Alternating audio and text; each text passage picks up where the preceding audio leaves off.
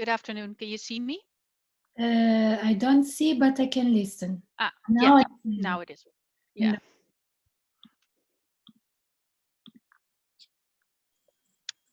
No. Can I just try and share my screen? There's a terrible echo on the line. Because the last time we tested, I was at home, and now I'm in the office. So you disabled screen sharing. Okay, let me habilitate. Try now. Yeah.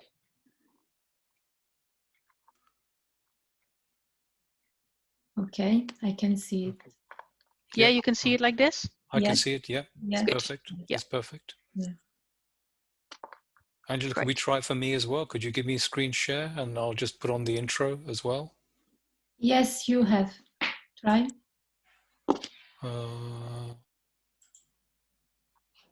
No, it doesn't let me do it.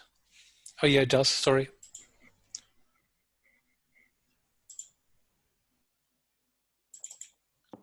Okay, you all see it? Yes, I can see it. Perfect. Okay, this is just a sort of intro for the house rules and everything. Okay. So maybe we leave that as it is, so that when we start, well, no, actually, no, let's leave it like that, yes? Because that could be the start.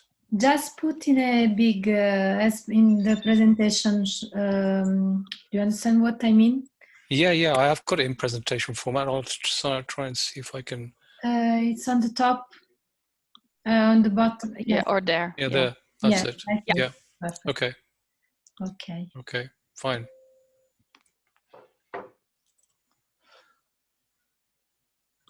So.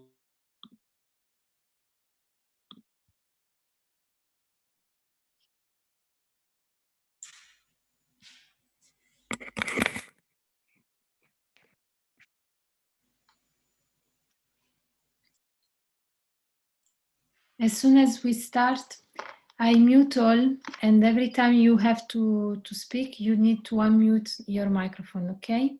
Okay. And maintain the mute for everybody. Okay. Okay.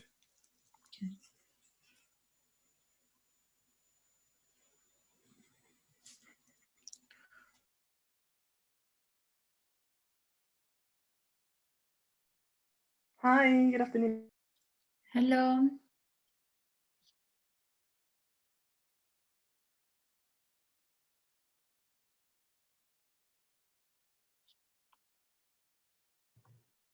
How is everyone? Well, yourself? Fine, how are you? Good, thank you. Good.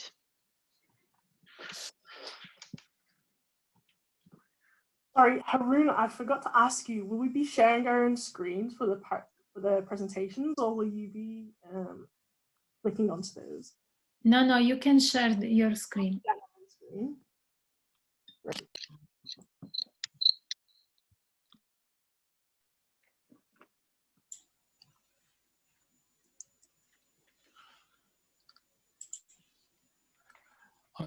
In terms of instructions for the interpretation, Angela? Yes. Yeah. Do people have that?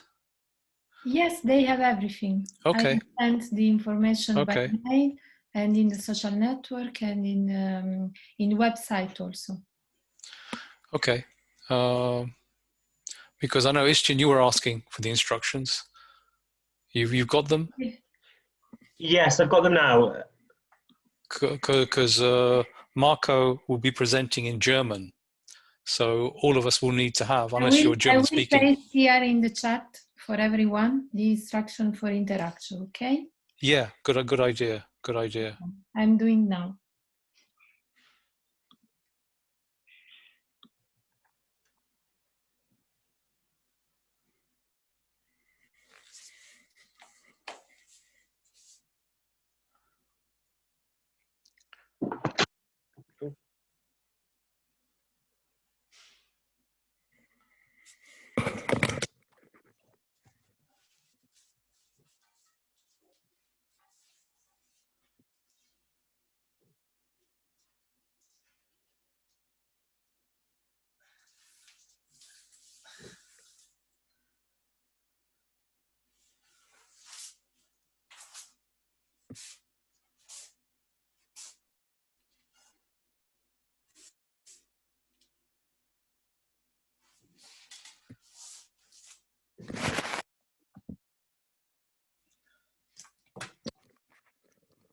Okay, you have here the instruction for interaction and the translation, okay?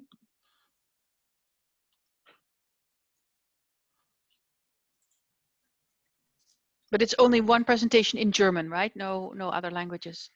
It's being interpreted in Portuguese as well. All the presentations are being interpreted because we have Amadora is the lead partner of Rumula Cities. Yes, but will people be speaking Portuguese as well? Okay, no. Then I won't be having translation. Yeah, no, just to check. Yeah.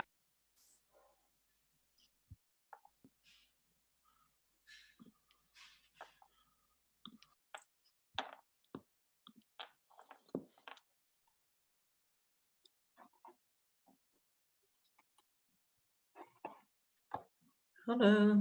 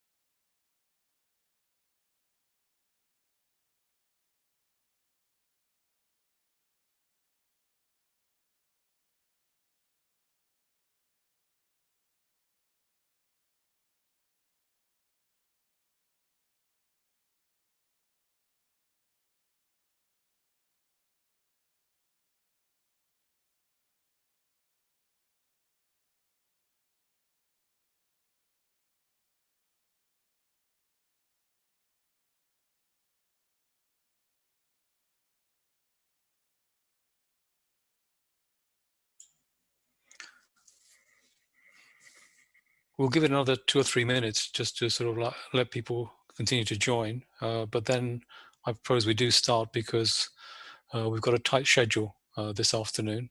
So I don't want time to slip right from the beginning. Okay, I'm admitting other people that they are arriving, but you can start. I'm already recording, and yes, before starting, let's ask participants if they agree in being recorded, or I will stop. And yes, I will continue to admit while you do the workshop. I'll wait until the actual start time because obviously people are still trying to get through. So just a couple more minutes and then we'll begin, okay? Okay, okay.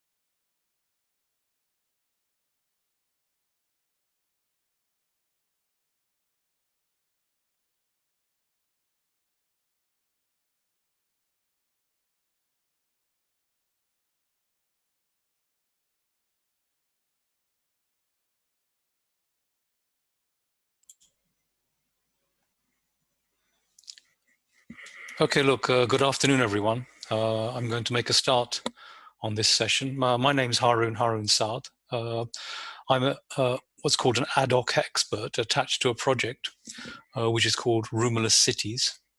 Rumula Cities, in fact, is a URBAC-funded project led by the municipality of Amadora, which is one of the municipalities of Lisbon. And within that project, there's also Hamburg, Altona, Messina, Alba Iulia from Romania, and also Cardiff and Warsaw. And what Rumula Cities has been doing and trying to do is to look at ways in which we can support local actions to counter negative stereotypes against different groups of people. And obviously one of those groups of people are the LGBTI community. And that's why we have this workshop today. Before we get, sorry, was someone? Okay, before.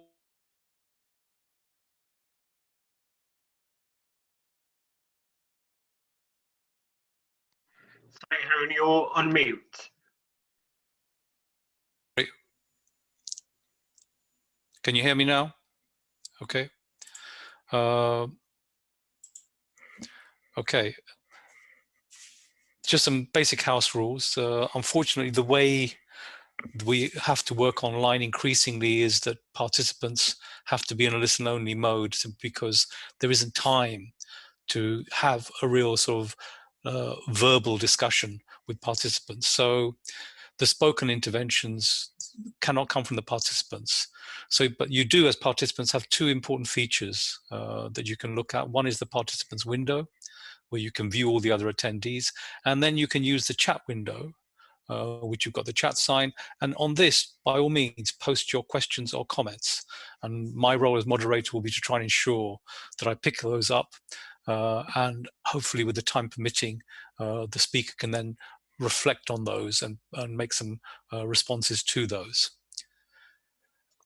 This is the other piece of the, if you like, housekeeping is just for the interpretation, but you have the joining instructions for interpretations on the chat, so you should be able to see that as well. And then this is our agenda today, slight addition to our agenda. We're going to start off in a bit. I won't run through the agenda because you've all seen it, but the most important thing I'll point out is that we're lucky to have an additional presentation from Free Muse, from Paige Collins, and we've put that in at the end of the workshop, so the workshop is slightly longer. I won't introduce the speakers at this stage, simply because I'll introduce them separately as they all come in to play, so to speak. And just by way of introduction then, you know, I mean, our theme, I think, is really very, very topical in the moment that we're actually discussing it. I mean, despite the real and apparent, if you like, improvements there have been in respect of LGBTI discrimination, it's really important to remember that there has been a degree of rollback. While there's been some improvement, but there has also been a degree of rollback. And you know, just one by way of one example, just to set the scene, is what took place in Poland. You know, with the main political party leading a kind of movement which resulted in 80 cities declaring themselves to be LGBTI ideology free, whatever that means. But that's what I'm saying, and that leads us very nicely into our first presentation, because the heading of the FRA Fundamental Rights Agency report is about a long way to go, and that's the point I'm trying to make. There is a long way to go. So I'm going to pass the floor over to Jules Van Hoof, who is the program officer and seconded national expert with the Fundamental Rights Agency. Jules, over to you. Thank you very much, Harun. Thank you for inviting me to be part of this interesting workshop, and hopefully the Fundamental Rights Agency can deliver data that will inspire and help your work in combating violence, discrimination, and exclusion of LGBTI people. I'm sharing my screen at the moment. I hope you can see it. As I said, the EU LGBTI survey number 2, the first one was conducted in 2012, and this one was repeated in 2019. The report was published last year in May, and it captures the experiences of 140,000 respondents. And as Harun said, the conclusion actually would be, and that's why we called the report, we gave the report the title, A Long Way to Go for LGBTI Equality. We've captured the experiences of all the respondents, and the data shows that we are not there yet at all, and people are facing exclusion, violence, harassment, and discrimination in actually all member states of the European Union, as well as Serbia and North Macedonia. Those are the 30 countries that we conducted this survey in. As I said, 140,000 respondents, 15 years and older, and we included intersex people for the first time this time. The 2012 edition was actually 18 years and older. Respondents of 18 years and older could fill it out, and no intersex people at that time were included, just LGBT people. As you can see, the acronym LGBTI is represented in the respondents as listed over there, with the biggest group being gay men, and then bisexual women, then lesbian women, then trans people, then bisexual men, and 1% of intersex. And although 1% of intersex respondents seems small, it is the biggest data collection on the experiences of intersex people worldwide. So this is good to keep in mind. Even though it's small, we still captured almost 1,500 respondents and their experiences. For this project, I thought to introduce a section on where do respondents live, because as you may understand, this is a huge survey. It was 45 minutes to fill out online, and I can't capture all the experiences, or I can't share all the experiences and all the questions that we asked. I will be sharing this presentation later on, so with the organizers of this workshop. So please you don't have to take notes. I will be sending this to you. And since this is about cities and local engagement, I thought to share this slide with you on where do the respondents live. And as you can see, almost half of them lives in a big city, and then 30% in a town or a small city. And rural area and the suburbs and outskirts of the big city are a minority. So that's good to keep in mind. When we look at the comparison between 2012 survey and 2019, there's only a few things that I have to say before showing the data. As you may understand, we can only compare for LGBT people and those of 18 years and older, because otherwise we would be having a different sample size for the two surveys. So what we did is we compared the main results of the 2012 survey with that of the 2019 survey. And when we look at the overall prevalence of discrimination in the last 12 months before the survey, actually this is in at least one area of life. So people who indicated that, and you can see at the bottom of the slide, it's the areas of employment, healthcare, social services, housing, education, and daily life. Issues that are all very important for the local authorities, because these in many countries, these are local authorities' responsibilities as well, or even only. So when we look at the numbers, we see actually differences, a significant difference between 2012 and 2019. And people indicated in 2019, 6% more than 7 years before to have experienced discrimination in the last 12 months before the survey. And when we look at the groups within the LGBTI acronym, we see actually trans people experience the most discrimination. So for the LGBT groups, trans people, and especially you see in 2012, 2019, the number of trans respondents that indicated to have experienced discrimination went up with 17%. So that's quite a significant number. And again, the next slide also compares some main results between the two surveys. We've asked people, are you always, how open are you? And people could indicate that with often, always, rarely, or never. And what is remarkable to see is that actually more than half of the people, the respondents, say in 2019, yes, I'm often or always open about being LGBT. And this is also good to keep in mind when we look at the other results, is when we compare the two surveys, it's significantly risen the number of people who are always or often open about being LGBT. What I did is I inserted some quotes. I have limited time, so I won't be reading them. But as I said, you will be sent the presentation afterwards. I captured the experiences from people living in countries that are connected to the Rumorless Cities project. So that's why it explains these countries. Then we zoom in on the 2019 results. And when we look at experiences with physical or sexual attacks 5 years in the 5 years before the survey, we see that the number, the EU average, at the left of the screen, you can see the average for the EU is 11. But when we look at the other countries, and especially at the groups represented in the LGBTI group, trans and intersex people suffer the most physical or sexual attacks. And these could take place anywhere. So we asked the streets, public transport, in the workplace, and because of being LGBTI. So not for any reason, but really the reason for being LGBTI in the 5 years before the survey.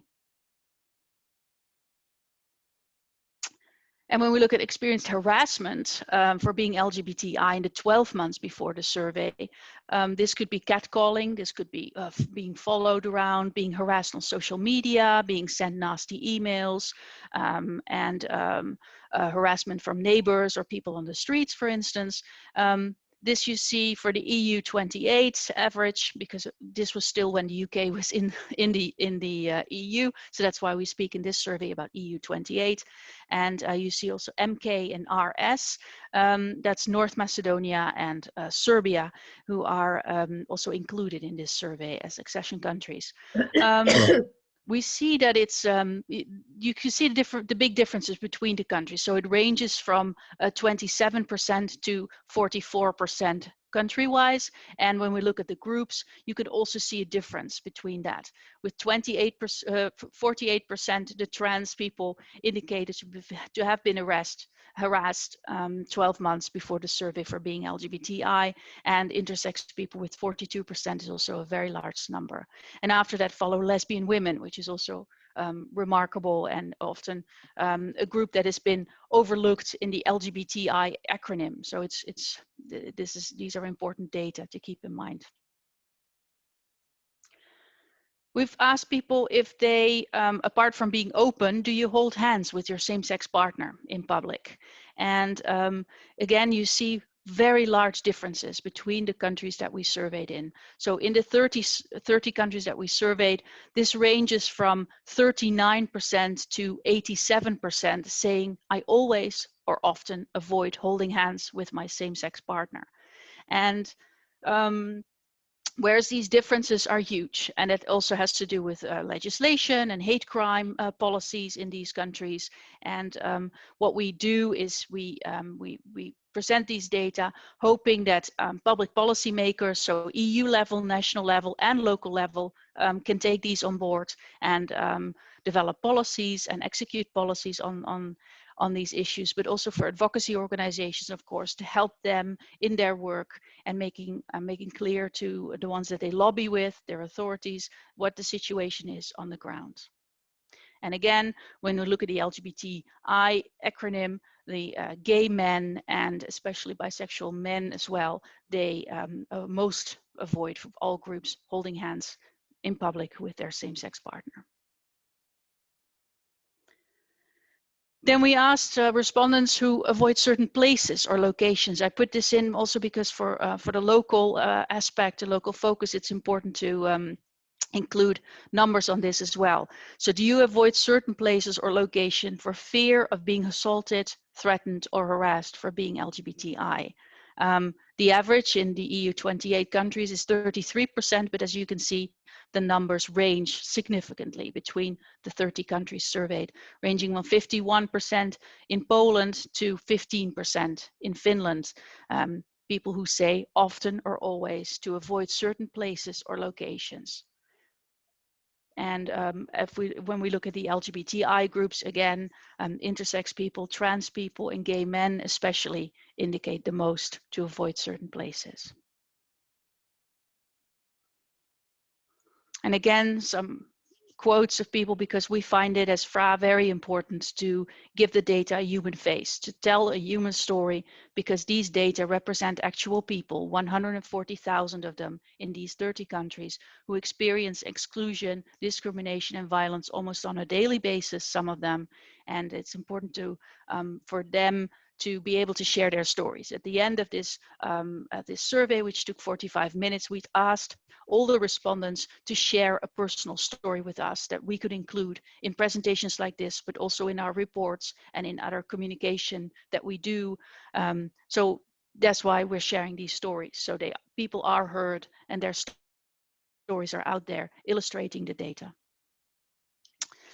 Again, when we look at the overall discrimination that took place 12 months before the survey in the 8 areas of life. So that could be at work, when looking for work, looking for housing, in school, at a cafe, restaurant, nightclub, or bar, at a shop, or during personal identification processes such as border crossings or in public transport, police identification, situations like this. And again, you see the range of differences between the countries that respondents indicated. So 42% is the average for the EU, but when you look at all the countries, you can't really say there is an average because it ranges between 31% and 55%. And when we look at the LGBTI groups, again, trans and intersex people seem to suffer the most of all overall discrimination here as well.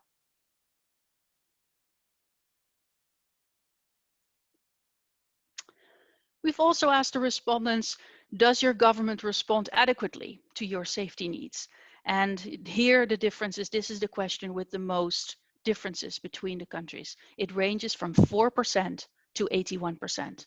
And although we haven't asked them an open question, why do you think that is?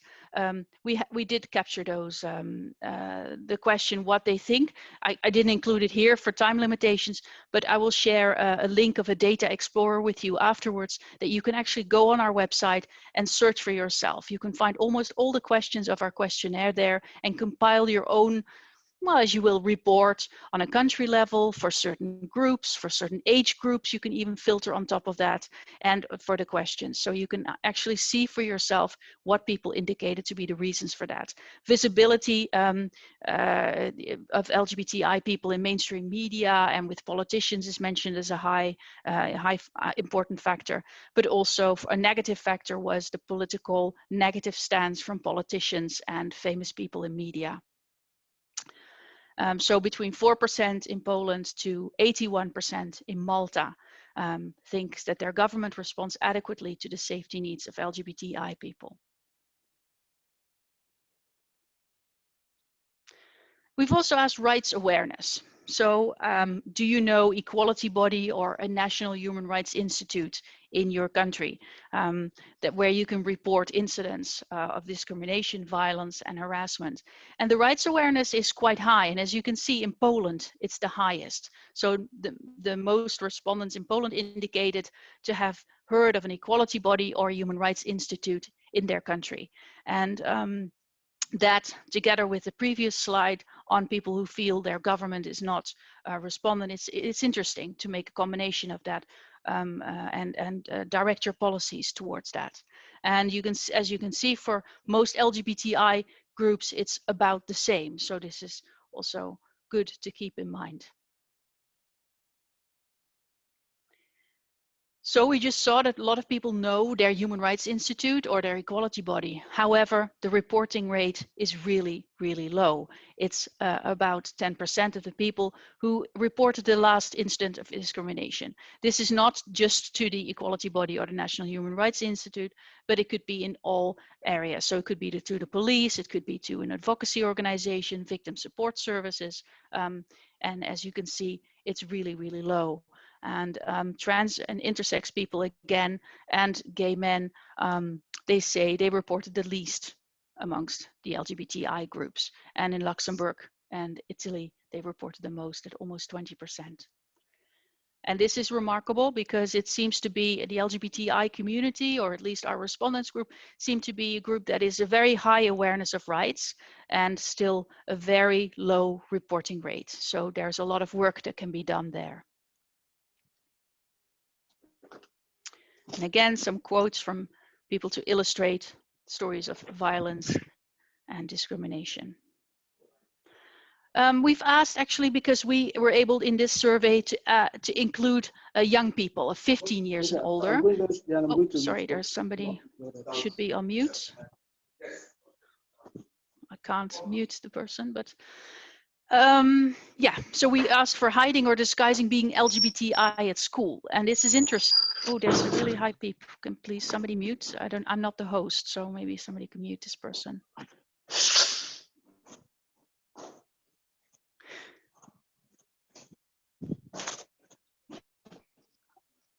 Okay, the noise is continuing. I'm trying to continue. Hiding or disguising being LGBTI at school, and why is this so interesting? Because we got the experiences of people actually still in school between 15 and 17 years. So we were able to ask young people, do you hide or disguise being LGBTI at school? The EU average again was 30%, but you can see it ranges between 11% in Luxembourg until 51% in Croatia. The noise is really a lot in my ear. I don't know if somebody could mute this person. Galaxy J5 Prime, I don't see a name. So this is interesting for people working on education policies and to look at the experiences that young people have when they're still in school, even to this day.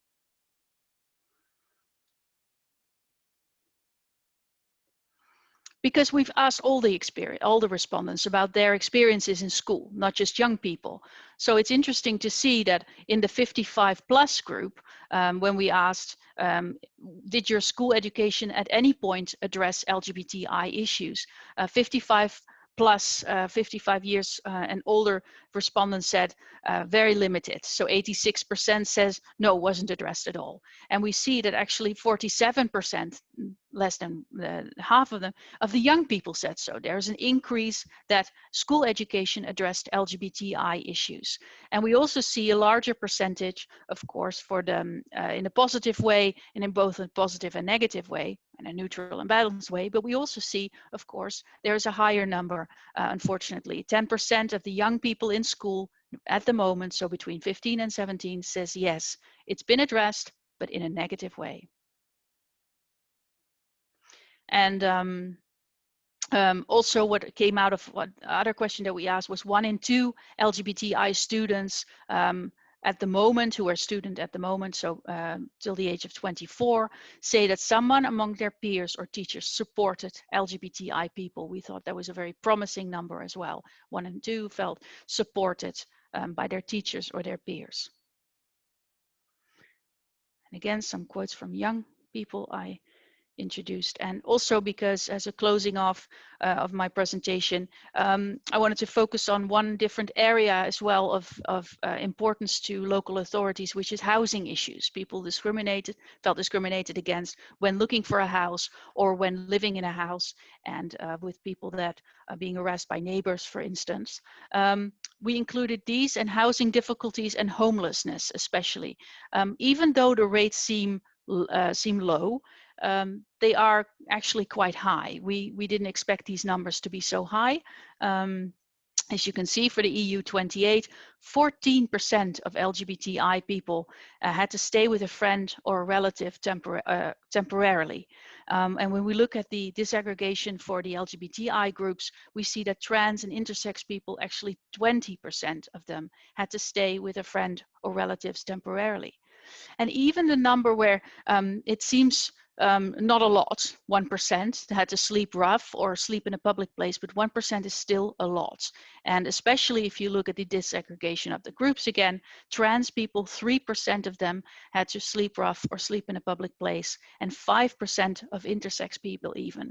And also these, the numbers for the people that had to stay in a place not intended as a permanent home are also very high. And we're waiting for the numbers of the general population. But of course, most people would find these for their own country, because we couldn't compile this, of course, for the 30 countries. But it would be interesting to look it up what the general population says. So I've bombarded you with a lot of data and a lot of numbers, and to let you know that FRA is also compiling not only that, but we also form opinions. And opinions are sort of a recommendation to EU policymakers, national policymakers, and local policymakers.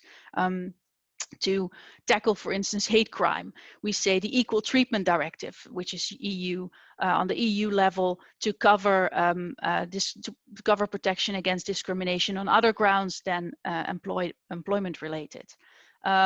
Bias motivations and hate crime, and it should be recorded and investigated.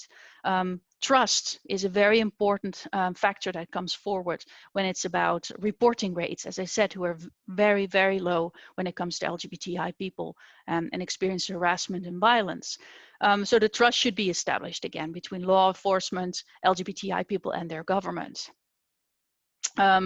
Action plans and strategies on the national and local level could also help support people and capturing their experiences and finding out what is needed on that level to support and to protect people. Educational settings, it could be an opportunity there, as we see the numbers are that it's increasing, the topic of LGBTI issues being discussed in schools, but it should be done in a safe and supportive way and not in a negative way. You could think about curricula materials that could address LGBTI issues in a neutral and balanced way, and peer learning, for instance, among schools and education professionals. Equality bodies, as I said, and human rights institutes also should be mandated and resourced to fulfill their role, to offer victim support, to offer litigation for people who want to report violence, harassment, and they should step up their outreach activities also to gain the trust of victims and to also inform them about the protection they have a right to by law. Multiple intersectional discrimination. I didn't present it in my presentation because of lack of time, but it is important that to keep in mind that people are never discriminated just on one ground, just as like people do not represent only one part of their identity. People incorporate multiple identities and they're also discriminated against on this variety of discrimination. So we did ask our respondents about if they belong to any other minority groups, such as people with disabilities, a migrant background, refugee background.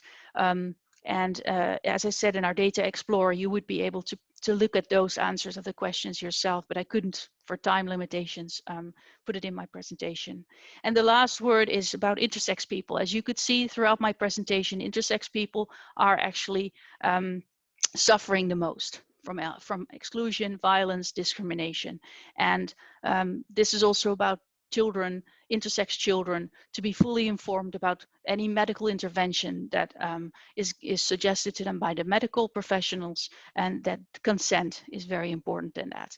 And legal and medical professions should be informed of the fundamental rights of intersex people because they are important. And Fry is saying that we could, for instance, look at gender markers in identity documents and birth registries to better protect intersex people and to raise awareness on their situation. So this is my presentation. I will be sending out some links together with this presentation so you can look it up. You can look at the main results report. We have a nice little 1.5 minute video with the main results that you could also take a look at. And I will send the press release and all the materials you can find on this website, as well as a technical report if you would like to repeat this survey in your own country or even in your own city. You could use our data, you could use our questionnaire, questions that we ask to compare what you need for your to compile your own research. So please be welcome, feel free to use it because we're completely transparent, of course, as the European Union. And if there are any other questions, I'd be happy to take them. Thank you very much. Thanks very much, Jewel. And thank you very much also for keeping to time. So it's very great. You got through a lot of information.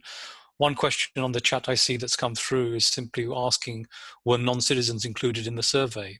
For example, migrants, undocumented migrants and temporary residence permits. Absolutely, absolutely. We only ask people where they lived, in which country, and so anybody who lived there would be eligible. The only thing that we did ask was if you lived there for over a year, because if you're moving around too much, then it's very difficult to capture that experience with that country. So we asked, have you been living in this country for almost for a year?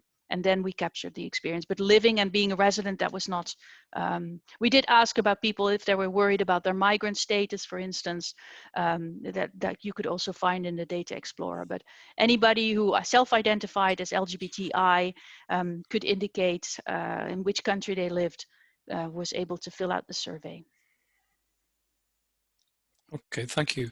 There was one posted by me actually as well, which was really around the question was really about what is the relationship between class and socioeconomic status and the level of discrimination experienced, because I read in the FRA report that those who have the greatest difficulty in making ends meet, as is described, experience much higher levels, twice the level of discrimination, 36% in certain contexts, than those who made ends meet very easily.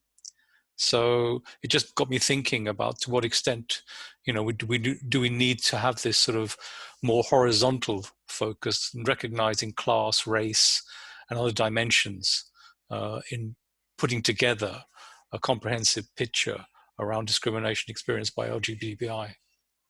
Yes, I fully agree with you. This is for us always very important in all our surveys. We survey minorities in the European Union, so also people with disabilities, Roma and travelers, people with an ethnic or migrant background. This is the standard question that we ask. Are you able to make ends meet? Are you able to afford, for instance, a holiday? How are your do you have a television at home? We don't go into detail into this survey so much, but we did ask if people were able to make ends meet, and especially the trans and intersex communities indicated to have the lowest or not being able to make ends meet. And please remember that this was pre-COVID, so we haven't even captured the experiences of at the moment, where a lot of people must be without jobs or struggling even more than before to get by. So yeah, this is important, and that's why we include it in all our surveys. Yeah, for time limitation, I had to make choices on what I present, but please have a look at the Data Explorer if you want to have a look at yourself. And if you're a researcher, even the raw data, so the data set is available to really work with it. If you're familiar with syntaxes and I don't know, because I'm not a researcher myself, not experienced in that way, but if you work with SPSS or Stata, you could access the data set and compile your own research and do your own analysis and cross tabulations.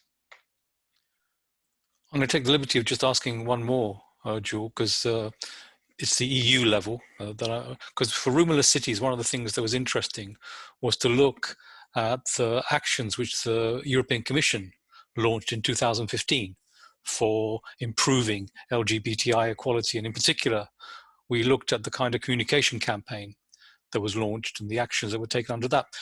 Unless I missed it, I didn't find any reference to what, or if there was any impact of that in terms of the FRA report. I mean, was this, did these actions make a difference? That's basically what, and were you able to sense that they made a difference or not? We didn't ask that. We didn't ask that question. We only asked people's trust and their in the government national level. So we didn't ask about the EU. We've had that question a few times before, so maybe we include it in the next time, because we've been asked to repeat this survey again in 5 years' time. Okay, okay. All right, look, thanks very much, Jewel. We need to move on. I'm going to move on now to Istjan Wynn, who's the campaign policy and research manager at Stonewall Cymru. I mean, Stonewall is one of the, in my view, one of the leading NGOs in Europe, set up in 1989 initially. Really has, in my view, been fundamental in making some changes in government policy, both at UK level, but I also think at European level in many ways. So, Istjan, over to you. Diolch yn fawr, Harun, thank you very much. Whilst I just get my presentation up, I just want to say a huge hello from Cardiff in Wales. And it's actually kind of Santes Dwynwen Day today, which is the patron saint of love here in Wales. So kind of just a huge hello to everyone. I hope everyone's doing well. Here we are. Right, so everyone should be able to see my screen. If there's any issues during the presentation, please do let me know in the comments. So, as I said, my job is the Campaigns Policy and Research Manager for Stonewall Cymru. My pronouns are he and him, and you're more than welcome to engage with us on social media. So that's my Twitter and the organisation's Twitter there as well. So where is Cardiff? Before I go into the details, so this is Cardiff Bay, and this is a map of Great Britain. So the arrow points out where Cardiff is. Cardiff is the capital city of Wales, a bilingual nation, and I work for Stonewall's branch of the organisation here in Wales. So the aim of the presentation today is to share information about the prevalence of LGBT hate crime in Cardiff and more broadly in Wales, learn about the experiences of LGBT hate crime from a victim's perspective, and then to talk a bit more about kind of the good practice that I've experienced as an LGBT person living in Cardiff and Wales.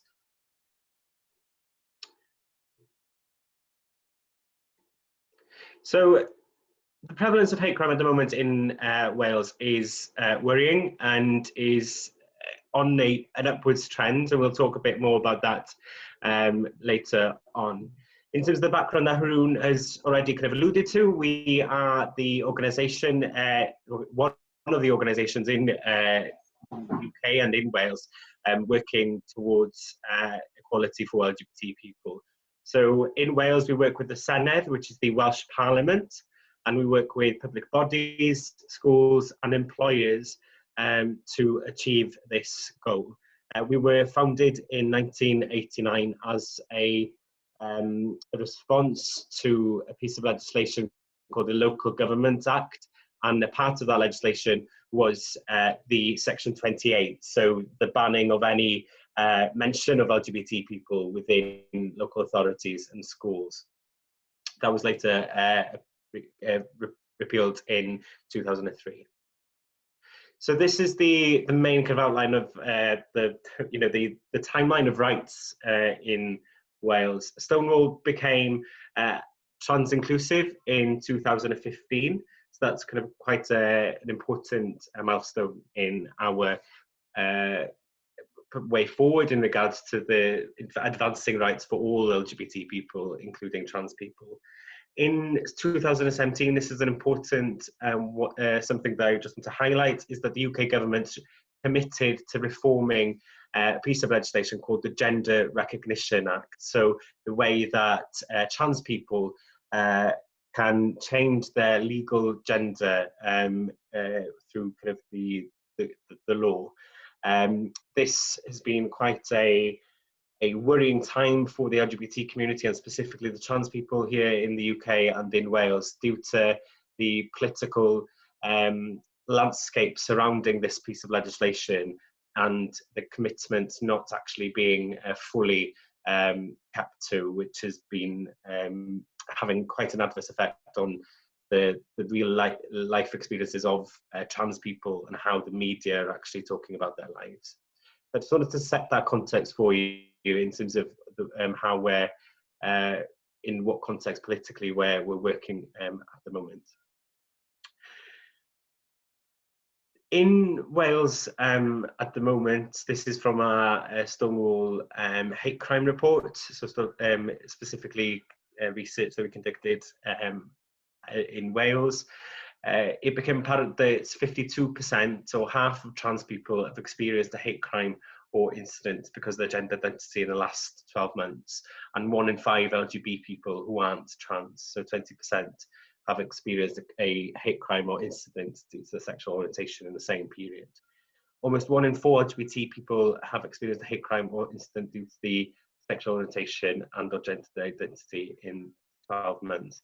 So one thing that you will all have already heard from Jules is that trans people are one of the groups within the LGBT community where the prevalence of hate crime and discrimination is even worse than the wider LGBT population, which is obviously worrying. And I think it's at that pinch point now where we need to be looking towards inside of the LGBT rather than just the whole community as in its own entity. And we need to recognise that the experiences of lesbian, gay, bi people and trans people and intersex people vary from their identities. So that's really important, and I'm kind of really grateful for what kind of Jules outlined in terms of the broad data that you had there. 4 in 5 LGBT people who experienced a hate crime or incident didn't report the incident to the police. So whilst we're aware that hate crime is on the up in terms of the reporting, what we also know is that there's still a lot of people that isn't reporting their incidents to the authorities. Another group of the LGBT community that we haven't really talked about yet is young people, and how young people are more at risk of experiencing a hate crime or incident based on their gender identity. More than 2 in 5 LGBT people in Wales aged 18 to 24 have experienced a hate crime based on their gender identity and or sexual orientation.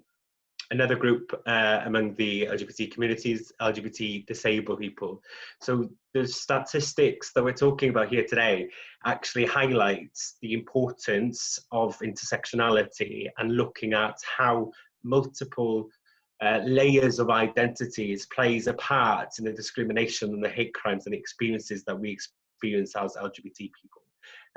You know, kind of gone are the days, I suppose, of referring to the LGBT community as just an LGBT community and talking about it in its entirety. We need to be looking at the experiences of those with multiple intersecting identities.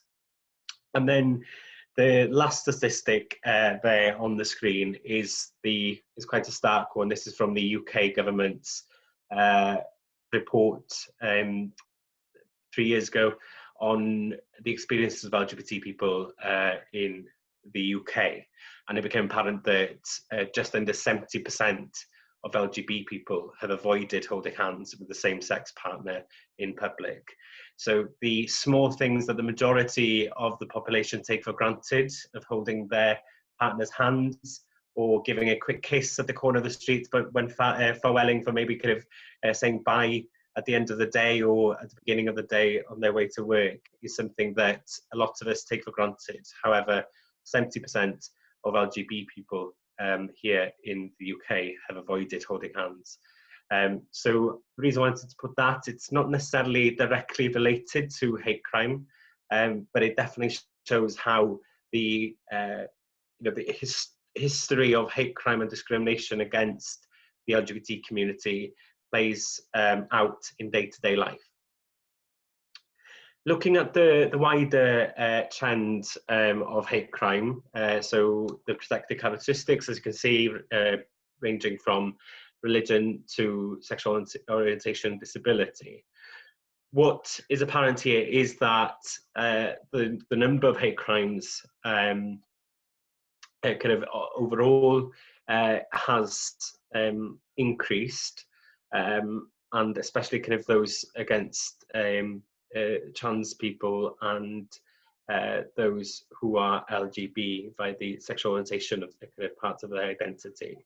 So the data from the Home Office here, there's a kind of a bigger report, but what we've seen through these figures is that there are specific pinch points to where the prevalence of hate crime has increased. So some of those big events, if you like, is the Brexit referendum and how that had an effect on race-related hate crimes, for example. There were some terrorist incidents that then saw, you know, a spike in different hate crimes against different communities. So that's important to note in this conversation, is that words do matter, political landscape does matter, the media can play a part in actually in the prevalence of hate crimes and how that then plays out down on the ground. So what we know is that greater awareness of hate crime and efforts have definitely had an effect on the number of people reporting hate crimes. So that's one reason for it, increasing over the years, is that people have more trust in authorities. People feel confident in reporting their experiences of hate crime. However, on the other hand, what NGOs research shows is that there's still a way to go in ensuring that all LGBT people report incidents of hate to authorities. So that's second bullet point there shows that 82% experiencing a hate crime incident didn't report it to the police. So there's still a problem with underreporting in our field. Just to put some context and just a kind of content warning here is that this kind of displays the sort of abuse LGBT people have experienced in Wales and the UK. So insults, harassment, unwanted sexual contact being two of the most types of hate crime people have experienced. Then again, just highlighting this figure here is that 1 in 6 LGBT people, so just under 20%, adjust the way they dress because of fear of discrimination and harassment. And half of trans people, so just under 50%, adjust the way they dress. So just the reason why I wanted to kind of bring this statistic that isn't directly related again to hate crime up is that although some people might not have experienced hate crime, it still has an effect on how they conduct their day-to-day lives. So the nervousness of showing, signs of their sexual orientation or their gender identity, having to suppress or kind of conceal parts of their identities is something that LGBT people often face from day to day. And then just wanted to put that graph in there where we see that 15% of trans people don't feel safe in where they live, and that's in comparison to 7% of LGBT people. So moving towards good practice, because we've heard a lot about the negatives and heard about the causes and how prevalent hate crime is. Some of the positives in Wales, so the Crown Prosecution Service, so the service that acts to prosecute those, I've got the Welsh word in my head, those responsible for carrying hate crime incidents, perpetrators, of hate crime, is that they now hold they've got a strategy on ensuring that they are acting in an inclusive way. As a part of that, there's a local inclusion scrutiny panel. So what this panel does is review cases that the CPS have dealt with. So the Crown Prosecution Service will meet with LGBT people to hear about and evaluate the way that the CPS have dealt with cases.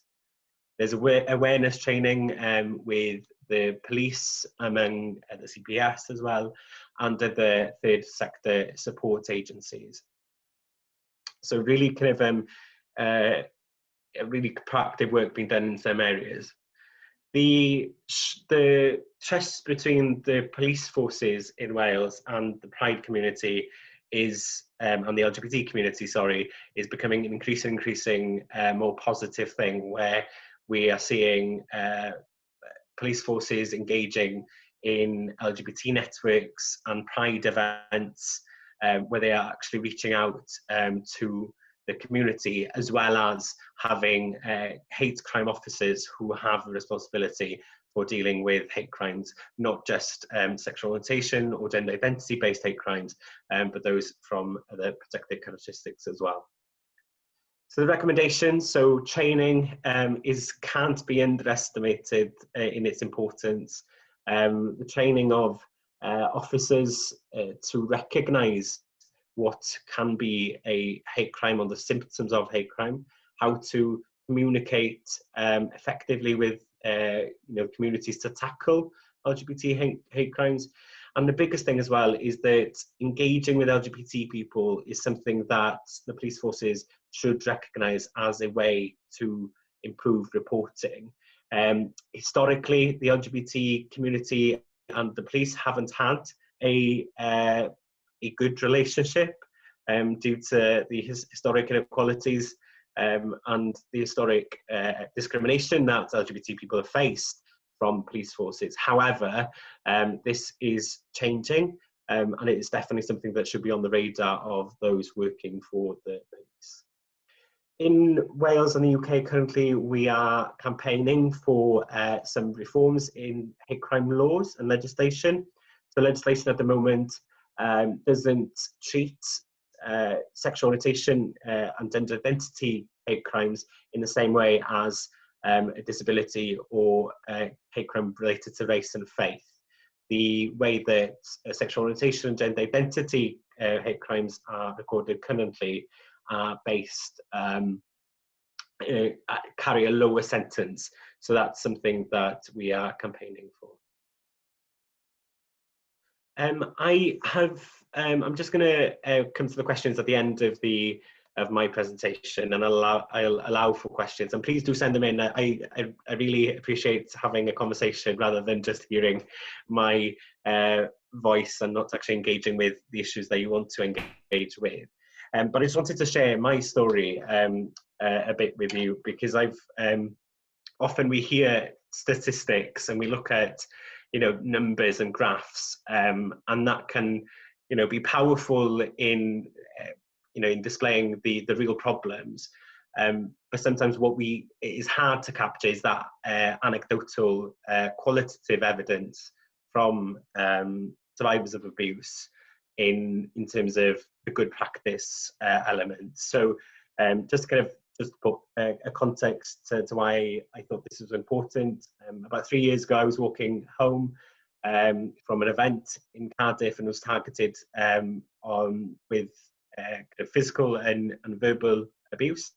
The verbal abuse was definitely targeted towards their perception of me being gay, but I just want to put that a content warning here, so please put me on mute if you don't want to hear. But I won't go into detail. But there's some of the positive stuff that I experienced in terms of the reporting at that time was a third party organisation that I reported to, which is called Victim Support here in the UK. They dealt with my case where I was confident enough to report to them. They did the report on behalf of me to the police. And they offered support as well as the reporting. So that was advice on how to ensure my safety in moving forward, but also advice on how to regain confidence in going outside again, because that was something that bothered me, was walking the streets where it happened alone. So I just want to highlight the work that they do as a positive, because we don't always hear about the positive experiences that people have dealt with. One thing I would say is that we have to manage expectations of those who have experienced hate crime. So I would say police forces and authorities who are dealing with the criminal reporting side of victims who are reporting and pursuing their cases through the CPS, is that if there's insufficient evidence, or if there's a lack of identifiables in terms of identifying the perpetrators, sometimes that case won't always be upheld by the Crown Prosecution Service or those prosecuting. But the experiences that the victims have from the police officers on the front line is the most vital part of that, in ensuring that they feel that their concerns and that their cases are being respected and that they are being listened to and not dismissed. To close, before I go to questions, is that for many LGBT people across the globe, and some in more areas than others, and more countries kind of than others, is that people will experience some sort of discrimination on a regular basis. If that's it isn't always, you know, the end scale of physical abuse or you know, kind of really harrowing stories. Sometimes people from school age up to kind of their working life will experience some sort of discrimination or negative experiences. So something that we have heard often from those who have experienced hate crime is that they don't report because they're not sure where the threshold is of when something becomes a hate crime, because of they've experienced bullying, for instance, in school. But then in their adult life, if they hear some negative comments targeted towards them on the basis of their sexual orientation, do they report that to the police? They might not think that it's important to do so because of it not being, because it's something that they're sadly used to. So I'm just going to close my presentation there. I just want to say a huge thank you to everyone for giving me some time to talk to you today. I hope that I've given you some sort of a picture of what's happening currently in Wales and the UK in regards to LGBT hate crimes. And on that note, in Welsh, I want to say diolch yn fawr iawn, which is thank you very much. And our journey towards LGBT equality is far from over globally, and I look forward to working with you all in ensuring that we one day get to the goal where everyone can be accepted without exception. So I can see that there's some questions. Have you detected a rise in online hate crime and hate speech, and how have you adapted your work at Stonewall to deal with this? So this is something that we're hyper aware of. We are, in our kind of evidence that we've got in our LGBT hate crime and discrimination report, which I'll share with you in the comments, there is a section there on online abuse.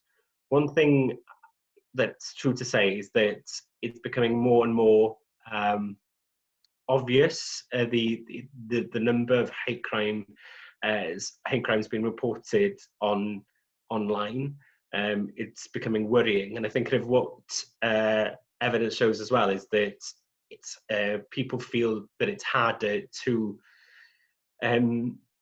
report an online kind of incident due to you know, people hiding behind fake accounts, etc. But I'll share the report with you here now. I think what we have seen as well is the political landscape can play a huge part in how people experience hate online. You know, if there's a political milestone or something happening in the outside world, that definitely can play a part in the increase of hate crimes. Just to close on that, what we do kind of know from our evidence is that trans people do face a lot of hate crime incidents and experiences here in the UK currently online, and that's definitely, you know, due to the ongoing debate on gender identity and the reform in gender recognition laws here in Wales. But I'll just post the link to the report there, and you're more than welcome to read more. And then the last question from Haroon: have the positive developments you have mentioned between LGBTI communities and the police resulted in greater reporting of cases to the police? Most definitely, yes. I think the trust between authorities and LGBT communities is and has definitely, I'd say, had the positive effect on the numbers of reporting. So the Welsh Government have played an important part in this as well, where they've funded projects such as victim support to raise awareness of LGBT hate crime. And they've actually got a nationwide hate crime campaign coming up in the next couple of months under the banner Hate Hurts Wales. So that's a hate crime campaign from the government here in Wales across the different characteristics, so disability, race, religion, as well as sexual orientation and gender identity. Thank you very much. Okay, thank you very much, Istjan, and again, thank you for keeping to time. One other small question was from me, was about equality bodies, because in the FRA report, there's reference to the fact that only 11% of people reported incidents to their national equality bodies. I just wondered if Stonewall had picked up that same kind of pattern in your surveys. What we have seen is that the number of, if the third-party reporting is really important in reaching out to those who might not want to directly speak to the police authority, but who want to report or keep a record of their incident. So some people, some LGBT people won't necessarily want to pursue a prosecution of the perpetrator, but might want to make sure that the authorities and government bodies actually record the number of hate crimes. So I'd say kind of in the UK, there's the LGBT organisation that's called Gallup. They deal with all sorts of different abuse against LGBT people, including hate crime. They have a lot of information there about reporting, but I'd say we can't underestimate the importance of third-party reporting because of that holistic approach that they offer in regards to not just the reporting side, but the advice, the advocacy, and the support, the package of support that's available through third-party reporting organisations is invaluable to those who have experienced a hate crime.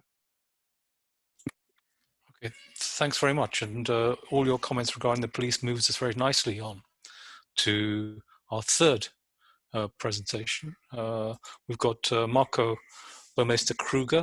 Marco, I don't know whether Petra is going to join us as well, but maybe it's just you. And Marco is a member of the Hamburg Police LGBTI team. Yes. And he's going to be speaking in German. So those of you who are not German speaking, please do use the interpretation service, which I hope you've read all the instructions for in terms of accessing. I shall do the same. And so now the floor is yours, Marco. Ja, hallo. Ich hoffe, ihr könnt mich einigermaßen gut verstehen. Mein Name ist Marco Burmeister Krüger und wie das schon richtig eben bekannt gegeben wurde, bin ich Polizeibeamter und gehöre zu den sogenannten Ansprechpersonen für LSBTI. Hier ist das so schön übersetzt worden als Police Contact Persons for LGBTI. Dann könnten wir sonst auch mal die Präsentation starten. Die müsste euch ja vorliegen.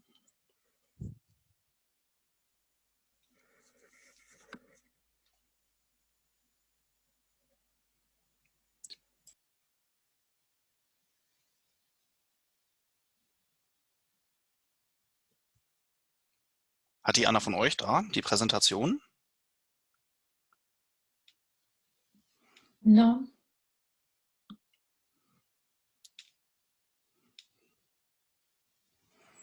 Dann haben wir jetzt ein kleines Problem hier. Das ist natürlich jetzt ein bisschen schief gelaufen. Das sollte eigentlich anders sein, aber wir gucken mal eben ganz schnell. Da müsst ihr mal ganz kurz eine Sekunde warten. Ich gucke mal eben, ob ich das hier auf die Schnelle bereinigen kann.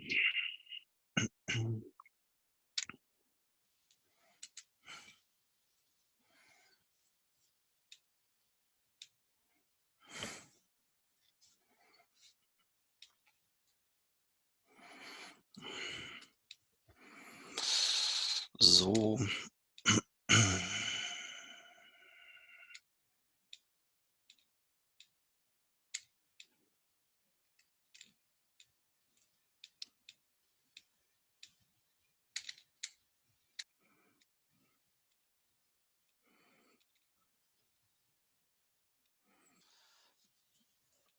Ich hoffe, ihr könnt das jetzt einigermaßen sehen. Könnt ihr mir da mal ein Feedback geben, ganz kurz?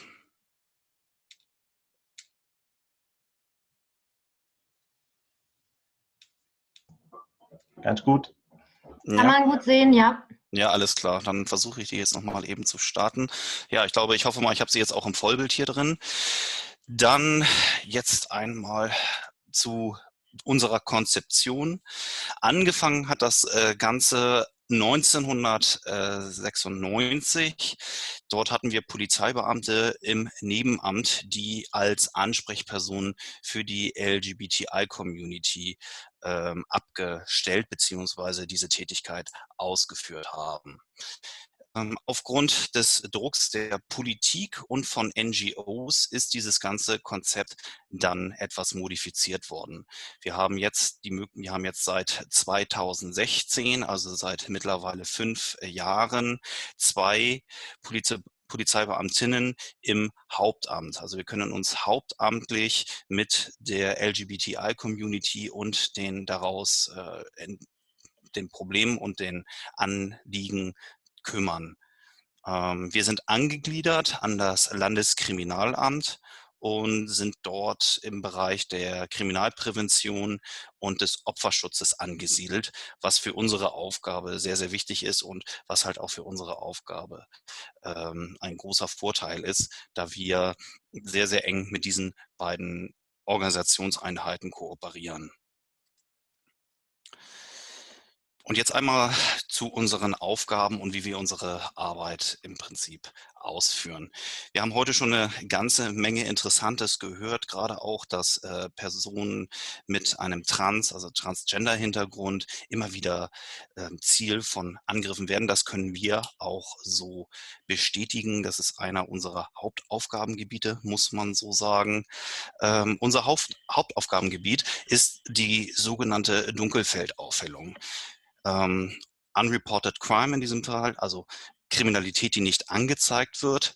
Und aufgrund von verschiedenen Studien wissen wir, das hat sich ja heute auch hier wieder so bestätigt, haben wir bis zu 90% nicht angezeigter Straftaten.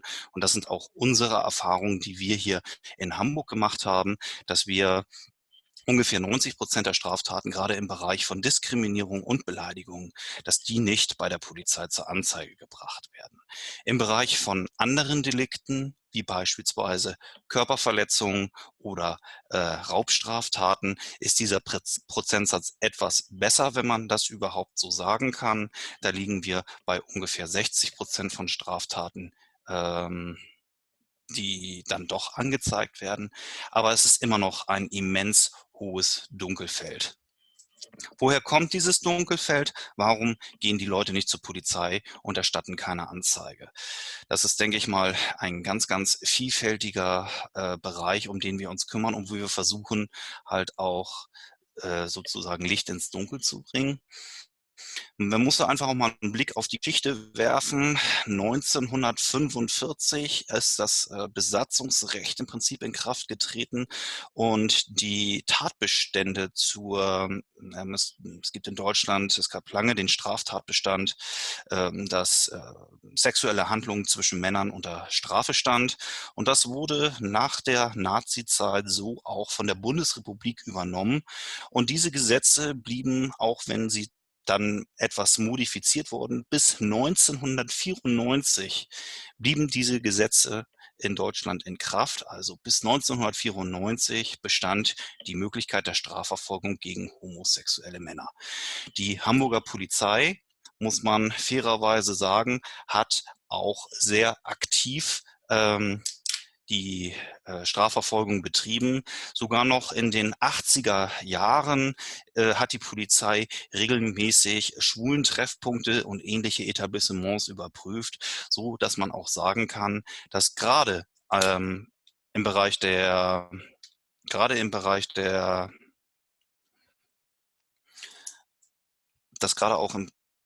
Moment, jetzt muss ich mal ganz kurz on, dass gerade im Bereich der älteren homosexuellen Männer die Straftaten ja, dass die halt kein Vertrauen zur Polizei haben aufgrund des geschichtlichen Hintergrundes.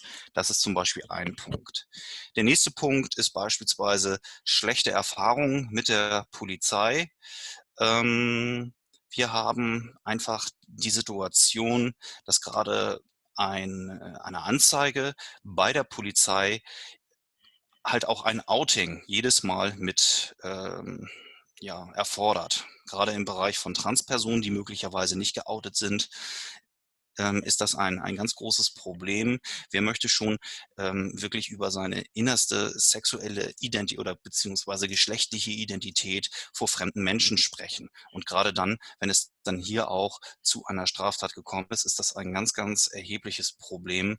Und wir haben anhand unserer Arbeit halt auch festgestellt, dass Personen zum Beispiel mit einer Transidentität, Transgender, dass die, wenn die schlechte Erfahrungen bei der Polizei gemacht haben, auch nicht bereit sind oder nur sehr, sehr selten bereit sind, nochmals wieder zur Polizei zu gehen. Das ist eben ein ganz großes Problem. Woran liegt das? Das liegt zum einen auch an der Unwissenheit und ja, an den nicht vorhandenen Kenntnis der dort vorhandenen oder eingesetzten Polizeibeamtinnen. Das muss man halt auch einfach mal ganz wirklich so ehrlich sagen. Nicht jeder weiß genau, was hat es mit dem Bereich Trans oder Inter auf sich. Bei Schwulen und Lesben ist es natürlich alles ein bisschen einfacher. Das ist bekannter. Sorry. Und gerade das ist ein Punkt, wo wir versuchen müssen, Vertrauen aufzubauen. Und das ist eben der zweite Punkt, was ja eben auch schon mal so ganz schön in der vorigen Präsentation so bekannt gegeben wurde. Wir müssen als Polizei Vertrauen in die Community aufbauen. Das ist ganz, ganz wichtig, um halt auch einfach seriös zu sein. Wir machen das im Prinzip durch Netzwerkarbeit, durch Networking, Präventionsarbeit und natürlich auch den ganzen Bereich der Public Relations.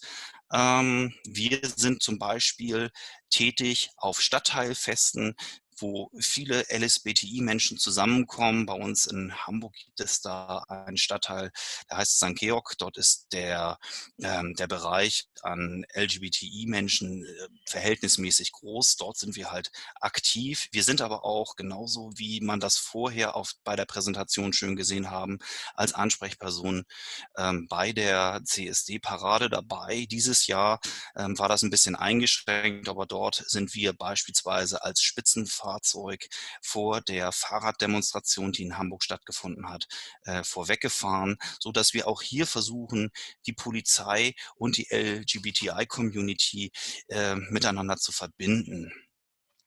Wir als Ansprechperson stehen auch bereit, um Anzeigen direkt aus der Community aufzunehmen. Das ist also ein ganz, ganz wichtiger Punkt. Der große Vorteil dabei ist halt einfach, dass diese Problematiken rund ums Outing im Gespräch mit uns meistens nicht vorhanden sind. Die Leute haben Vertrauen zu uns, weil Petra beispielsweise als lesbische Kollegin, ich als schwuler Kollege, uns sind die Bedarfe und die Probleme der LGBTI-Community von vornherein sehr bekannt. Und deswegen haben wir wahrscheinlich dort ja, man möchte es sagen, einen Vertrauensvorschuss, den man beispielsweise so sagen kann. Netzwerkarbeit ist einer unserer Hauptaufgaben. Und daneben hinaus ist natürlich die Ausbildung von Polizeibeamtinnen und Polizeibeamten ein ganz, ganz großer Punkt. Wir versuchen, beziehungsweise wir geben Unterricht an der Polizeiakademie, aber auch an Polizeidienststellen zum Thema LGBTI. Wir machen im Prinzip ein Unterrichtskonzept, wo wir halt auch auf den Bereich Trans und Inter ganz, ganz gezielt eingehen, welche Besonderheiten beziehungsweise worauf kommt es an in der Fragestellung.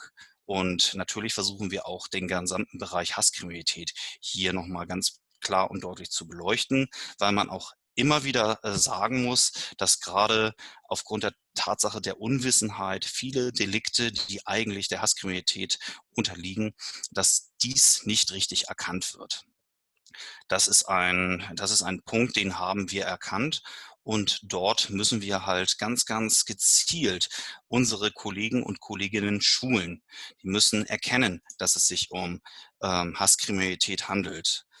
Ansonsten gehen diese Fälle leider verloren. Und das ist eben auch ein ganz extrem großes Problem, das eben auch in der LGBTI-Community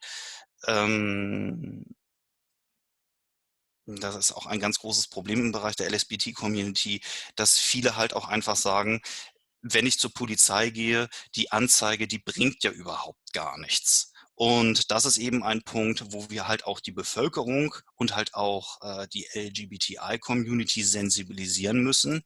Leute, geht zur Polizei, erstattet eine Anzeige. Möglicherweise hilft diese Anzeige nicht direkt euch, aber sie kann unter Umständen verhindern, dass andere Menschen Opfer von einer Straftat werden. Und das ist zum Beispiel einer der Punkte, warum wir sehr, sehr gezielt halt auch Werbung machen. Anzeigen bei der Polizei zu erstatten. Das machen wir auf diesen Veranstaltungen. Wir machen aber auch regelmäßig Posts auf Instagram oder beispielsweise auch gelegentlich mal bei Twitter, je nachdem, was für Situationen es zum Beispiel gibt. Da versuchen wir halt auch auf uns und unsere Arbeit aufmerksam zu machen. Ja, und das ist zum Beispiel ganz, ganz wichtig, dass wir dann halt, was eben auch schon angesprochen wurde, wir müssen versuchen, diese Zahlen zu erfassen, damit auch die Politik erkennt, es gibt ein Problem mit Hasskriminalität. Wir haben in Deutschland ein bisschen die Problematik, es gibt in Deutschland halt kein Gesetz, das explizit Hasskriminalität verbietet. Wir haben in Deutschland nur in Anführungsstrichen strafverschärfende Regeln, wenn eine Straftat aufgrund von menschenverachtenden Beweggründen passiert. Das ist natürlich immer ein Schritt, dass nicht nur die Polizei die Straftat erkennen muss, sondern dass auch die Staatsanwaltschaft, die die weitere Sachbearbeitung übernimmt, dass die ebenfalls dort erkennen muss, dass es sich um Hasskriminalität handelt. So haben wir leider mehrere Schritte auch im Bereich der Strafverfolgung, im Bereich der Repression, wo wir dann im Prinzip, wo wir halt auch eine Fehlerquote haben können. Da muss man dann einfach sagen, da müssen wir gucken, dass die Politik vielleicht auch nochmal ein Gesetz erlässt zum Thema Hasskriminalität, sodass wir da auch in der Lage sind, gezielt dagegen vorzugehen. Das ist aber, glaube ich, ein ganz, ganz großes Problem, was halt auch viele, viele andere Länder haben. Und so sind wir natürlich, was das angeht, auch ein bisschen eingeschränkt. Das ist im Großen und Ganzen unser Arbeitsportfolio, was wir so machen. Ansonsten sind wir noch zuständig für den internen Bereich, dass wir halt auch Kollegen und Kolleginnen beraten. Themenbereich ist hier beispielsweise der gesamte Bereich Out im Job. Das ist zum Beispiel so ein Punkt, dass wir halt auch die Sichtbarkeit von LGBTI in der Polizei erhöhen wollen, um halt auch einfach zu signalisieren, die Polizei ist eine vielfältige Organisation, in der halt auch es völlig unabhängig von der sexuellen Orientierung oder von der geschlechtlichen Identität, dass dort auch jeder arbeiten kann. Das ist auch für den Bereich der Nachwuchsgewinnung beispielsweise ein ganz, ganz, ganz wichtiger Punkt. Ich bin ein bisschen schneller durch, hätte ich jetzt auch nicht erwartet, aber wenn ihr noch Fragen habt, dann können wir jetzt auch gerne noch mal ganz gezielt auf Fragen eingehen. Jetzt muss ich hier noch mal kurz gucken. Thanks very much. So. Thank you very much, Marco. And you've left some nice time for us in terms of questions. I mean, there was one. Well, whether it was a comment or a question was actually wasn't. It was a private one. The one from me was that was the initiative to set up the Hamburg LGBTI team was that something that came from inside the police force, or was it something that came from outside the police force? Das ist jetzt nicht angekommen. Did you hear the question? Ich habe gerade Probleme mit dem Ton. Stell sie bitte nochmal eben. Ich habe hier gerade Probleme mit dem Ton. I'll ask it again. It was simply to ask, did the decision to set up the LGBTI team, police team in Hamburg, did that come as a result from within the police force, or did it come from outside the police force? Was it something that came from politicians or activists outside? Also Polizei ist natürlich immer ein relativ starres Konstrukt. Da muss immer Druck von außen kommen. Es ist in diesem Fall der Druck gewesen von NGOs, die an die Politik herangetreten sind. Wir hatten vermehrt Vorfälle im Bereich LGBTI-Kriminalität, also Hasskriminalität. Und daraufhin ist dann von der Politik im Prinzip Druck auf die Polizei ausgeübt worden, sodass wir dann im Prinzip diese Stellen dann etablieren konnten. Das ist natürlich mit einer ganzen Menge Geld verbunden, weil 2 Vollzeitstellen sind relativ kostspielig, und wir sind auch eins der wenigen Bundesländer in Deutschland, die überhaupt hauptamtliche Ansprechpersonen haben. In anderen Bundesländern ist es leider überhaupt noch nicht möglich, dass es da Polizeibeamte gibt, die so etwas nicht machen. Aber ohne Druck der Politik ist das immer nicht so ganz einfach. Aber jetzt ist es mittlerweile ganz fest etabliert bei uns, sodass unsere Stellen halt auch gesichert sind. Die sind jetzt also mit einer festen Stellenzuordnung hinterlegt. Das ist wieder so typisches Beamtendeutsch.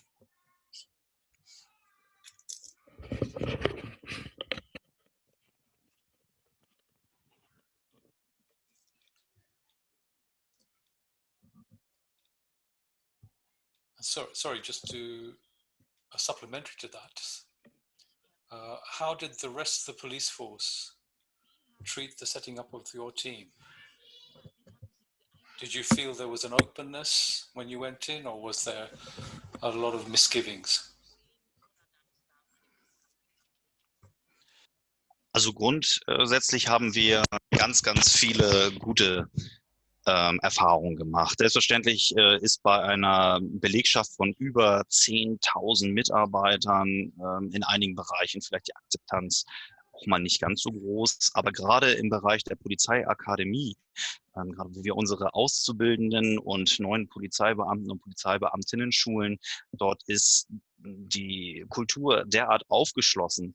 Und wenn man halt auch dort in die Reihen guckt, haben wir auch im Bereich des Nachwuchses sehr, sehr, sehr viele Menschen mit LGBTI-Hintergrund. Also wir haben bei uns mittlerweile in Hamburg auch transidente Personen, die im Rahmen des Vollzuges die Ausbildung machen. Also es ist ein ganz, ganz großer Schritt nach vorne.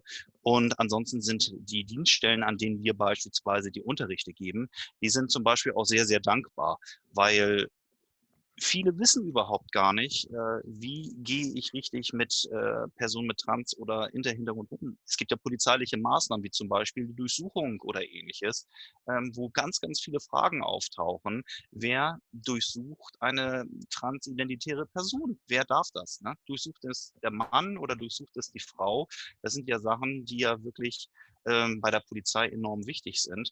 Und da können wir, glaube ich, sehr, sehr behilflich sein, Ängste abzubauen und halt auch einfach Vertrauen und halt auch Sensibilität bei den Kollegen und Kolleginnen zu schaffen.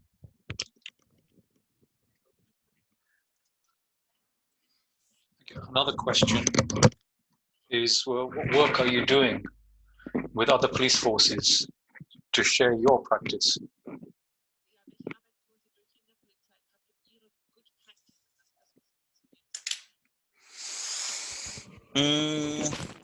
Das ist immer nicht ganz einfach.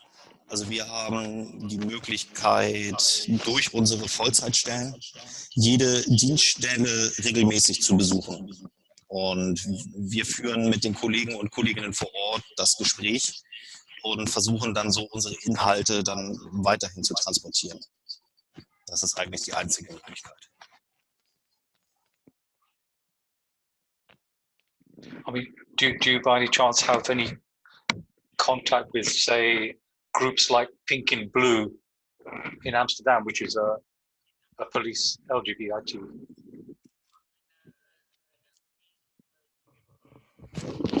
Also wir haben beispielsweise in Deutschland den Verein für lesbisch und schwule Polizeibeamte, mit dem sind wir also sehr direkt vernetzt und der ist ja natürlich auch weiter international vernetzt.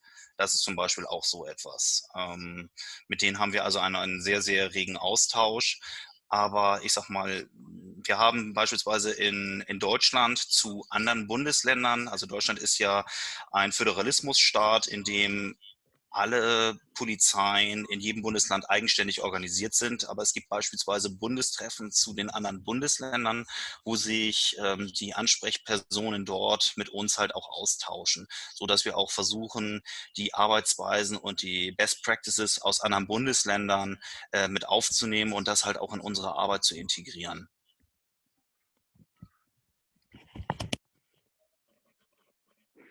Okay. Another question is really, is there a process in place whereby police who discriminate against LGBTI people can be reported? So in other words, do the police report their own colleagues? Ja, auf jeden Fall. Das ist auch zum Beispiel einer unserer Aufgaben. Also wenn wir von Fehlverhalten von Kollegen oder Kolleginnen hören, dann haben wir die Möglichkeit, eine Anzeige zu erstatten, beziehungsweise halt auch, wenn es sich nicht um eine Straftat handelt, dass man dort halt aber auch ein Gespräch mit den Kollegen führt, was beispielsweise in dieser jeweiligen Situation falsch gelaufen ist. Dass wir auch darauf hinweisen können, das ist nicht gut gelaufen, das hat man falsch gemacht. Also wir hatten schon mehrere Fälle, wo Personen sich bei uns gemeldet haben und uns mitgeteilt haben, dass die Polizei in Anführungsstrichen sich nicht richtig verhalten hat. Also das wird auch nicht unter den Teppich gekehrt oder ähnliches. Wenn wir dort strafrechtlich relevantes Verhalten feststellen, dann schreiben wir auch Anzeigen und das wird dann halt auch von den jeweiligen Stellen bearbeitet.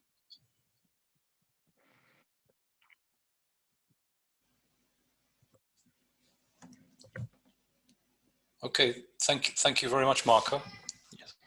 We have to move on. Okay. And we move to our last presentation, which is from Paige Collins, who works as an advocacy officer for FreeMuse, which really promotes the issues relating to discrimination of artists and in the cultural field. Paige, over to you. Thank you so much, Haroon, and thank you everybody for this wonderful workshop that we've been part of and all the different presentations kind of assessing the situation for LGBTQI people in Europe and beyond. So yes, I'm the final presentation of this workshop. My name is Paige Collins and I work in advocacy and communications and campaigns at FreeMuse. And today what I'm doing is presenting our new report, which we launched on Human Rights Day last year on the 10th of December, called Painting the Rainbow, How LGBTI Artistic Freedom is Denied. So who are we? As Haroon just said, we're an international non-governmental organization defending and promoting the right to freedom of artistic expression. What we do is we assess and monitor the situation for artistic freedom globally through working with our partners and having research teams around the world. And then once we have this research, we undertake campaigns, so case campaigns when artists have perhaps been detained or harassed. We undertake advocacy, so to change the laws and legislations that are silencing and restricting artists. We provide urgent or immediate assistance to artists at risk when their human rights have been violated. And we also, once we've seen some trends that are concerning or proliferating, we undertake kind of thematic reports that go into more detail. And so that's where this report came from. So what is the state of artistic freedom for LGBTI artists? What are we talking about here? Well, let's go into a few cases and I could perhaps spotlight the situation. So in 2017, Lebanese rock band Mashru Layla held a concert in Cairo in Egypt. The lead singer of Mashru Layla is openly gay, and they have a really welcoming environment internationally for LGBTQI artists and individuals. But unfortunately, 75 people at the concert were arrested and tried for inciting immorality. 2 people, Ahmed Allah and Sarah Hegazi, were prosecuted before a military court for waving a rainbow flag. The band, Mashru Layla, were banned from Egypt, and the Supreme Council banned all communications of the LGBTQI community in response.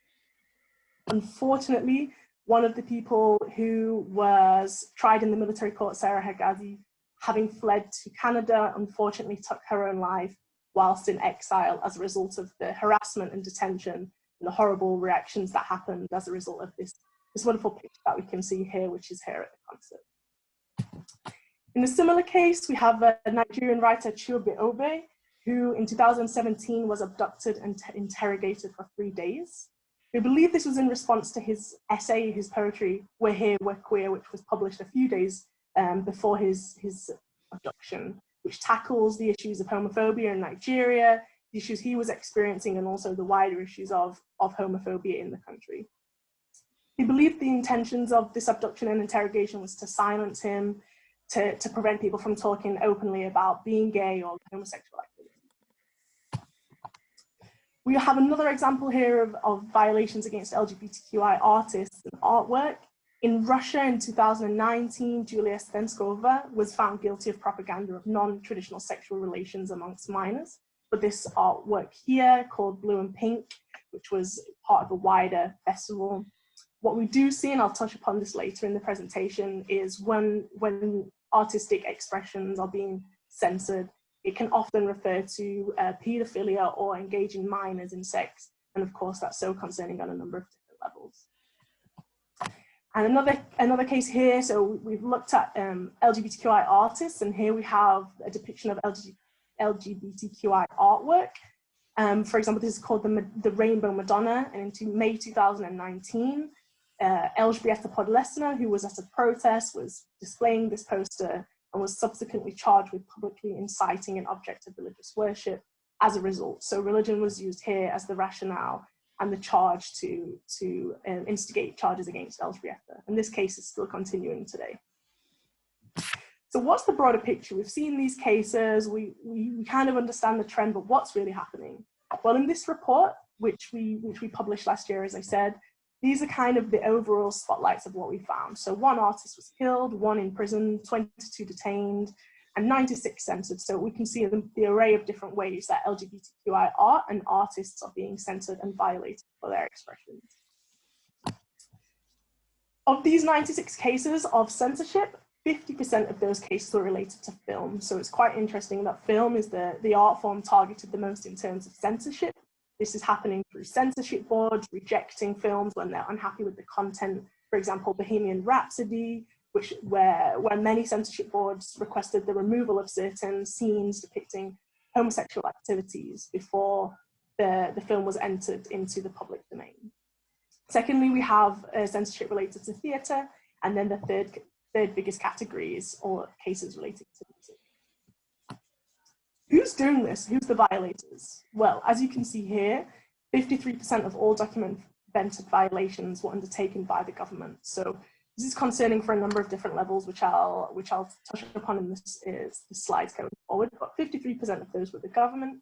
Secondly, we have the artistic community. So that includes museums, theatres, cinemas, and that's the own artistic community violating LGBTQI artists and artwork. Next, we have private entities, so essentially businesses, private schools. And the reason we've differentiated here social media platforms is because there's a number of different issues, particularly affecting LGBTQI art and artwork on social media platforms, specifically relating to nudity and content removal on there. And then next we have the other groups, so private individuals, political community, religious community, and the unknown. How's this happening? How are governments able to go beyond the parameters of international human rights legislations and violate artistic freedom and the human right to freedom of expression? Well, The biggest takeaway, I think, from this report, and one of the most concerning things, is that LGBTQI art and artists are being violated and censored in countries where there are laws prohibiting homosexuality and where there aren't laws prohibiting homosexuality. This is challenging for so many different reasons, predominantly that there's a wide sweep of censorship in all these different countries. Where there's no law criminalizing homosexuality, we've seen that countries are implementing anti-gay propaganda laws, they're using religion as a guise, public morals, traditional family. And in countries where homosexuality is criminalized, of course, then the content is charged and people are being charged under those legislations. So this is the key issue we're facing here around the world. LGBTQI art and artwork is being silenced. In this way, we see the three things. So as I just mentioned earlier, protecting public morals. So this is the ban of content relating to LGBTQI experiences, essentially. So when they're posted online or when they're presented in a museum, protecting public morals is one charge that's often used. Another is protecting the traditional family, and the third is protecting children from harmful effects. And that's kind of what I was touching upon earlier with the Russian case, Blue and Pink, which was where Julia Senskova was charged with exposing minors to this content. And this is challenging because LGBTQI youth deserve access to this information and also to live their lives freely and safely. But also by using minors in this way, it's very challenging to override it as a public moral. As I mentioned, the propaganda laws. So often in countries where there are no criminalization laws of homosexuality, we're seeing an increase in the recent introduction of propaganda laws. So this is something that's happening relatively recently. We're seeing many countries like Nigeria, for example, where there is a criminalization of homosexuality in Egypt. So that relates to the Mashwilele case and the poet Obi from earlier. But in situations like in Poland, where there aren't laws specifically criminalizing homosexuality, the propaganda laws are the ones that are impacting artists really strongly and silencing artistic expression. And a lot of these laws that we see have emerged from the 19th century and an exportation of the colonial legislation from many countries, particularly the British colonies, the French colonies, and the Spanish colonies. What we see is a lot of countries that had a very free approach to LGBTQI expressions suddenly had new legislations brought from their colonial powers and have unfortunately continued to remain in law today. So we're seeing that this is a really long process from the 19th century and before. 70 countries, so on those countries that do criminalize homosexuality, of course, not only are artists being denied the right to freedom of expression and freedom of artistic and creative expression, but also fundamentally denied the right to life. In some cases, unfortunately, this does amount to death and murder.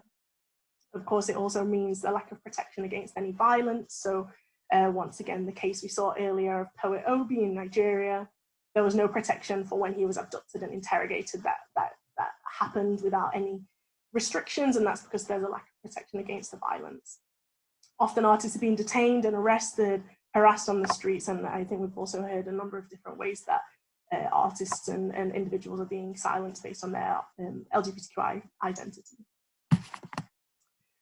The impact of this, what is the impact of this on artistic freedom in particular? Well, artists are subject to violence by state and non-state actors. They're often prevented from registering organizations, which means that a lot of artistic creativity has to go underground without funding. And once products are created, for example, a documentary or a film, it's challenging to get them out in the public domain because many censorship boards will deny the right for them to enter the public domain. So unable to secure permissions in film, unable to promote their work or have it displayed in a media or in a museum. Curatorial issues are also a really big, serious issue here. And a deprived access to cultural spaces. So for artists themselves, they're prevented from displaying and experiencing their work, but also for those who want to experience that, there's a denial of being able to really undertake artistic expression in that way. So some more examples here of what we're seeing. In Uganda, choreographer and dancer Oscar Seningo, He was arrested and denied access to the media after his festival, the Tuzin Festival, was raided and shut down. There was a drag show and there was a nice promotion of LGBTQI content.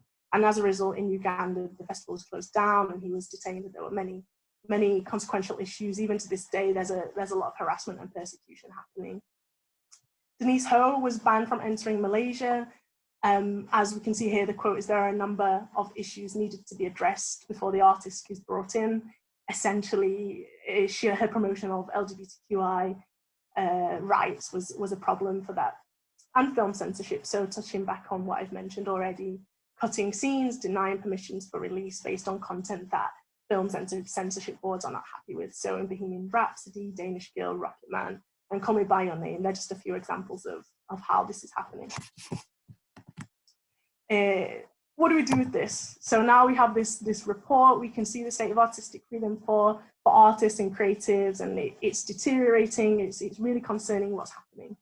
Well, we do undertake a lot of advocacy, and so some things that we're recommending to all states is fundamentally a review and repeal of all laws and discriminatory mechanisms and provisions that criminalize same-sex relations, particularly the propaganda of homosexuality, and refraining from using legal persecutions of artists on the grounds of public morals, of protecting the family, immorality, and these kind of components. And what we hope is, with these developments, ensuring that budget allocations are made for research to go into LGBTQI rights in specific countries, but also to fund LGBTI creative expressions. To help implement this, we're also calling on the EU, the UN, and other intergovernmental organizations to support our calls and help these countries to repeal all the problematic laws, so criminalization of homosexuality and the propaganda laws. We're really pushing for this. Of course, it's a big call for repeal of these laws, but we're hoping with international collaboration we can see some success here. And we're also calling on these intergovernmental organizations to develop mechanisms to systemically and systematically monitor the situation, so we can really ascertain the state of artistic freedom on SOGI grounds in so many different countries. That's the advocacy side, but we would also love you, everybody here in this workshop, but everybody else, we would love for you to join us in defending artistic freedom. We have networks around the world, and we have an LGBTI network, we have networks in many different countries, we have partnerships all around the world, and we work to defend and promote artistic freedom. So in this sense, if you're interested in working with us through promoting campaigns or joining us on advocacy initiatives, if you have situations of knowing when artists have been detained or they're being persecuted for their gender or sexual identity, please do contact us, and we can hopefully work together to defend that. The full report, Painting the Rainbow, you can find on our website, freemuse.org. And we also have some wonderful databases on our website to help artists when they are in need. So we have regionally divided a number of different organizations and funding and legal initiatives. So when artists are at risk, there are resources there to help them. So once you've seen that, if you go on our website and check that out under the Artist Assistance tab, if you want to add to that, if you feel like you would love to collaborate with us, we would love to collaborate with you as well. I know the Q&A function was open. I'm not sure if there are any questions, but I remain available for that. Thank you. Thanks very much, Paige. I know you had to rush through a lot of that. I haven't seen any questions come up on the chat, but I've got one to really pose to you, because one of the things that struck me in looking at the list of countries that you put up is that there is a real strong correlation between what I will call totalitarian or autocratic regimes and the whole issue of discrimination in terms of LGBTI. Does that ring a bell for you? I mean, is that the way you would see it? Yeah, I think it's, thank you for your question. I think before going into this report, what we've seen are these trends, violations of artistic freedom of the LGBTI community in a number of countries that perhaps we would expect them from. But what we found in the end was that it's not just in these countries that there is discrimination, there's discrimination everywhere. As you touched upon earlier, Haroon, in Poland, we're seeing some really draconian policies and behaviors implemented on the LGBTI community. We're seeing the same in Hungary. And so what kind of the founding conclusions of this report is that it's happening everywhere.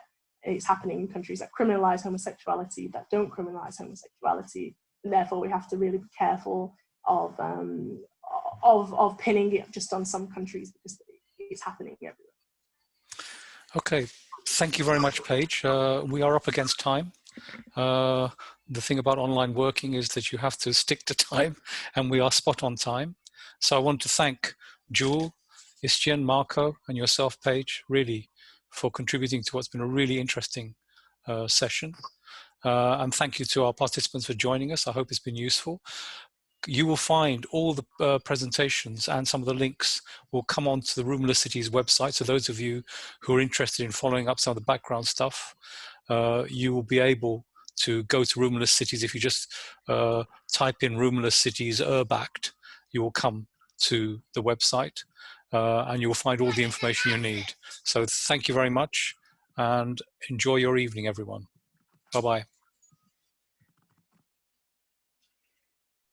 Thank you. Bye. Thank you all. Bye-bye. Bye-bye.